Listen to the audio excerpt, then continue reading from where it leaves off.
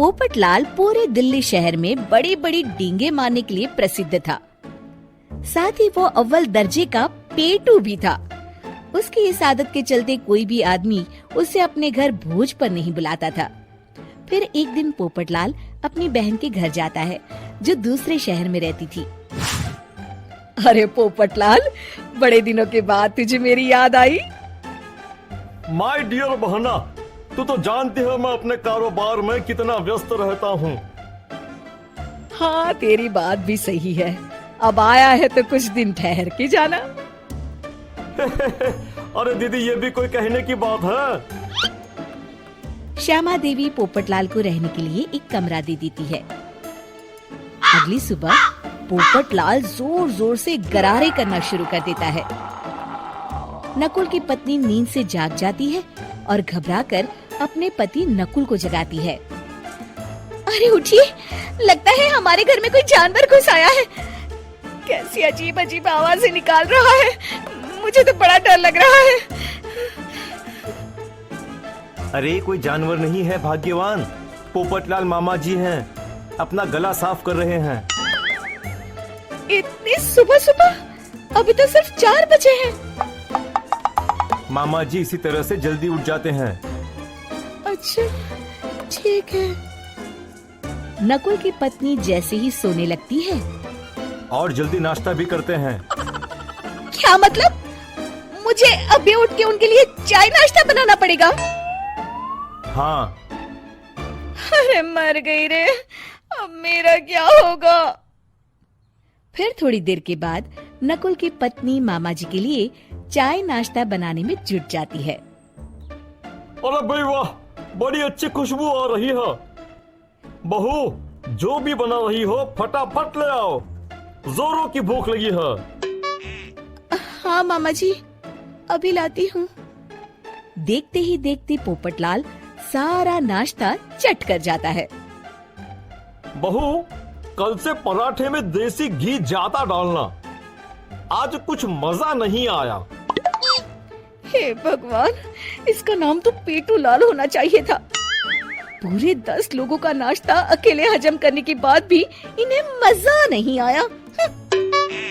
इस तरह रोज पोपटलाल सुबह सुबह घर के सभी लोगों को नींद से बेवक्त जगा देता था और हमेशा खाने की उल्टी सीधी फरमाइश करते रहता था।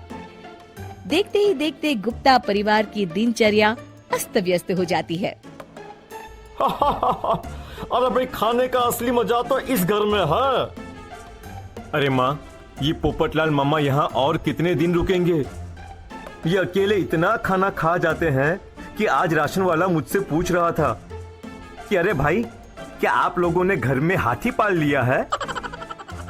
अरे बेटा, अब घर के मेहमान को कोई सीधे मुंह कैसे निकाल सकता है? माँ जी, अब बर्दाश्त की इंतहा हो गई है। मैं अकेले इतना काम नहीं कर सकती। आखिर मैं भी इंसान हूँ। मैं कल ही अपने मायके चली जाऊंगी। अरे भाग्यवान, हम सबको मुसीबत में अकेला छोड़कर तुम कहाँ जा रही हो? जरा सब्र करो, मैं कुछ सोचता हूँ। अगले दिन एक डॉक्टर साहब उस घर में आते हैं।